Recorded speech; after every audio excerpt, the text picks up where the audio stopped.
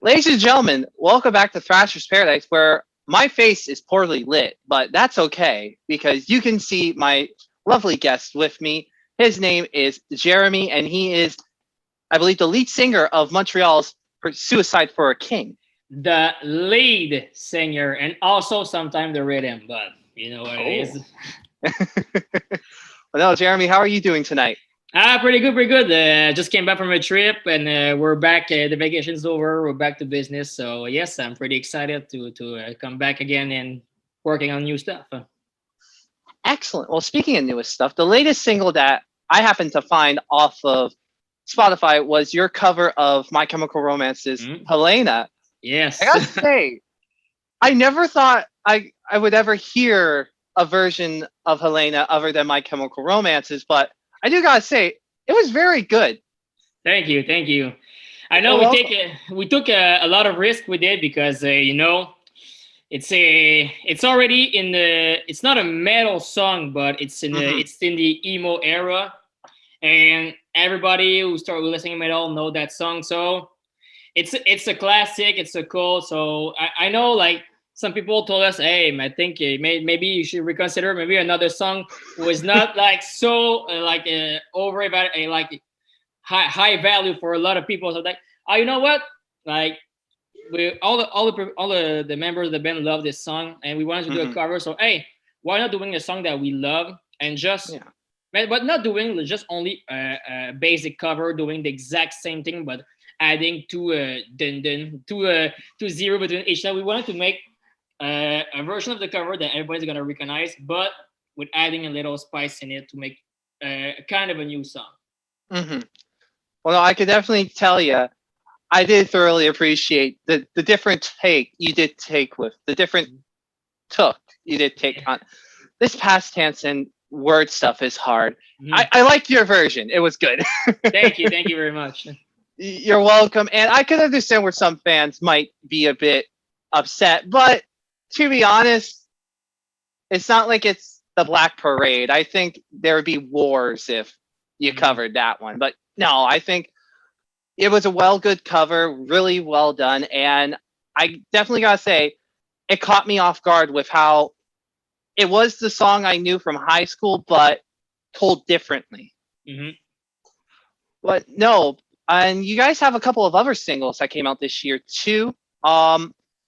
And I've noticed that since 2018, you've been releasing single after single after single, which I do appreciate because you're giving people little teasers and little tastes just to hold on to for something bigger. So I'm curious, when is that something bigger going to happen?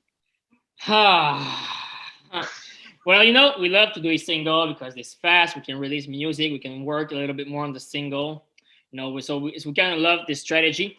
Right now, I'm gonna give you like a little some secret, but we're releasing a new EP right now. But we're already like working on new material. Like the COVID hasn't stopped us at all. We've been working and working.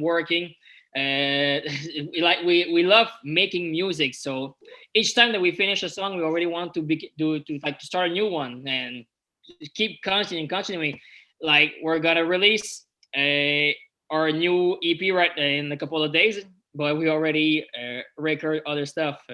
So we love making more to the fan and always pushing a little bit more. And with this format of the EPs and single, it gives us like the power of manipulate the song. Say, hey, we can do a different track on this one, like that won't bother anybody. So we can make song a little bit more heavier, a little bit more soft, and it's an EP, so we kind of it's a way for us to show people, hey, look what we can do with a short amount of song. Like we got on the EP that's gonna be released, we got 2 short songs and we got 2 long songs, 2 songs of 5 minutes and more. So that gives the vibe that hey, we can be quick, aggressive, but we can elaborate too on a bigger song, and you won't be disappointed. And the last song is gonna come out with the release of the EP. It's a long song, and I don't know. I love it.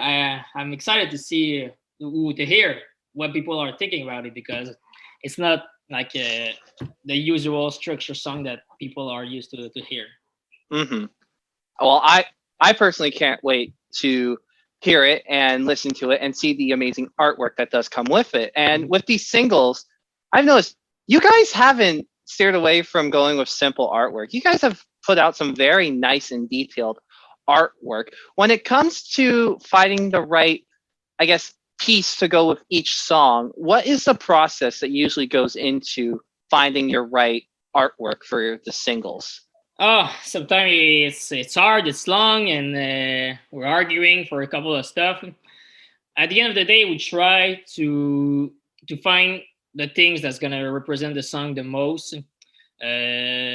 For this album, we try, like, if I could talk for individual single, we try to give the fans an image that what the songs can be talks about, and an image, because it's hard to put an image to a 3-minute song. That, Mhm. of course, the artwork will not represent everything that's in the song, and vice versa. But we try the best that we could to represent what we're trying to put out, and it's the same thing for the artwork of the EP. Since there are 4 songs where, like, talks about topics that might be related but not closely related, like an album concept. For, if I could take an example, Dream Theater, which sometimes every little details of the song follow the next one, and the album, the artwork of the album has everything to do with every second of every song. It's a completely different game, but also it's a whole album with a long process of writing down. So of course it's not going to be the same as this, but we tried the best that we could to bring out an artwork that's going to represent all of the song in the album. Awesome. Now, I've been noticing this here in Southern Ontario. I don't know if it's happening in Quebec yet, but we're slowly starting to get metal shows back on the go here every now and then. For you guys in Montreal, is it happening slowly, or has there been just a rapid spread of shows happening like that? No, it starts slowly, but I think for every musician we see the light at the end of the tunnel. The big bands are already coming back. I know a couple of international bands are coming back in September, October. The tours are booked. We can already buy tickets, and I know that for small shows and festival around here are getting back. Like we have a small festival who's coming back in Quebec. So it's not what it used to be, but it will slowly and slowly getting better. So yes, I could say that the things are slowly but surely coming back, and we just like excited to hear when we're gonna be able to do a full show. But it's already coming back. So yes. Excellent. When can we expect Suicide for a King to hit the stage once again? Hey, good questions. Before the pandemic, we got a great opportunity to travel in our country, but also out of our country. So I hope that these opportunities are going to coming back. If not, we're going to work to get it back and to create more opportunity. But this is one of our like main goal to play out of our country. But for us in Montreal, I think like the show are slowly coming back, but we don't want to rush it neither, because we want to give a show that everybody's gonna appreciate, and recreate the same ambience that we got before the pandemic. So we're slowly looking around, see hey which bands are being interested to play with us, which venues available, which are the dates are available to, and which the restrictions gonna be. But we're taking our time, like no rush right now, but it's coming back, so we know we're gonna be prepared. Awesome. For you, now you guys have like quite a bit of singles out since 2019, as I've mentioned before. For you, out of all of your singles, which one surprised you with the most overwhelming reaction that the song caused? I'd say The Worst in Us. Say it was the song that really like gives us a little bit of recognition, if I can say. We went to on a official Spotify playlist. So it gives us a lot of attraction, and people start like getting to us, and we receive like great comments on the songs, and I love to I hope well I'd say definitely the worst in us gives us like this little vibe that hey, people start talking about us. So Mhm. yes, I'm really excited like to create something as hype as this song, and of course playing live in front of everybody, so the people who did not have the chance to see it live will finally see, hey, this song is faster, is aggressive on the record, but it also could be aggressive and fast in live too. Awesome. Now, Montreal, for all of Canada, is probably the biggest metal scene that we can offer. You guys have bands from all over the metal spectrum. And from your perspective as a metalcore musician, Mhm. is it harder to stick out in that diverse scene, or do you find it easier to kind of gain a following? We know Montreal's it's a good place. It's one of the capital of metal. We got so much band that even the international band coming here, but we also have band that have traveled the world. If I could say a couple, the Spice Icon, Cryptopsy, Void, like we got a really good scene over there. But I think for your questions, it's the same for every country because there's a lot of band in every local scene. I try to be involved in my local scene, but also in other local scene, and there's always a new band that's formed, and Mhm. the musician cannot are always creating. So if a band dismembered, there's gonna be a new one in a couple of weeks. So there's always a new band. So of course it's a lot of competition, if I could say, to get Mhm. to be heard. And but we're trying to do our best, and I think we're pretty lucky to be in Montreal since there's a lot of opportunity here for bands, since bigger act are coming play here. So sometimes they give us the chance to open for them. So that gives us a bit of a chance to be known by other people. So yes, I still feel pretty lucky to have like a good scene in my country. Awesome. And for a lot of us Southern Ontario fans of metal music that don't quite know exactly what Suicide for a King is, could you just quickly give like a 5 word or a 10 word or less description of what Suicide for a King is? Ooh. By words. Okay. Can try. Okay. Okay, you know what? Let's go. Okay. Diversity, Oh. variety, progressive, aggressive, melodic, um, nostalgic. I'm at six, right? I'm at six. Yeah, But it's 6. you know what? Those six, I think this is what you're gonna find the most in our song.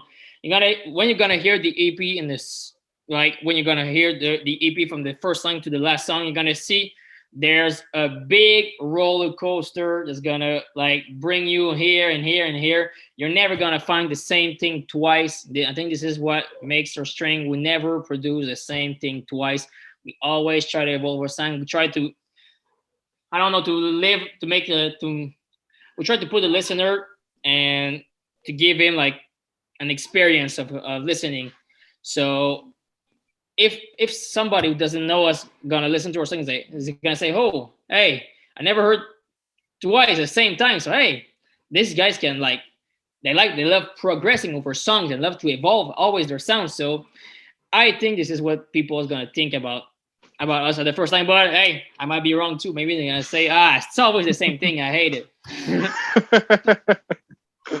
Excellent. I got one last question for you. Yeah. We have a lot of fun here at Thrashers Paradise as the embodiment, just to try and make the musicians have a good time.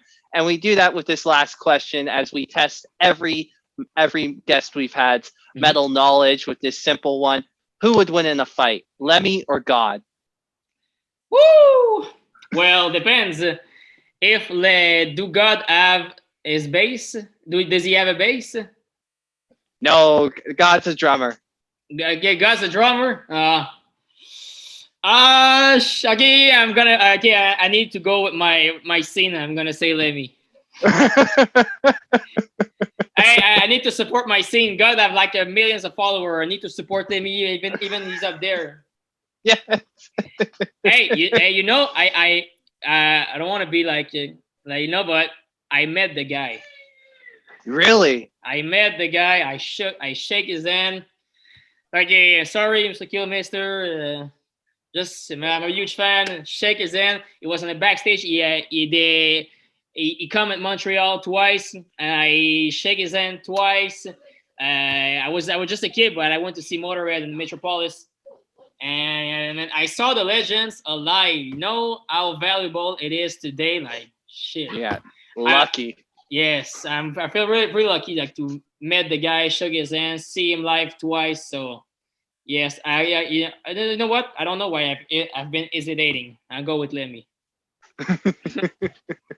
Awesome. Well, Jeremy, thank you so much for taking time out of your busy schedule to come sit down with me so we can talk about Suicide for a King. Is there anything else you'd like to say to the people that are going to be watching this video on YouTube?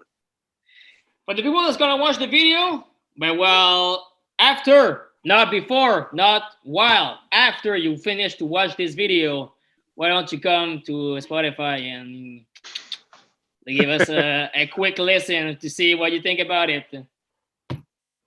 I like that. I'd say quick, just that, just give a listen and come back to us. Excellent. And until next time, everyone, keep on thrashing.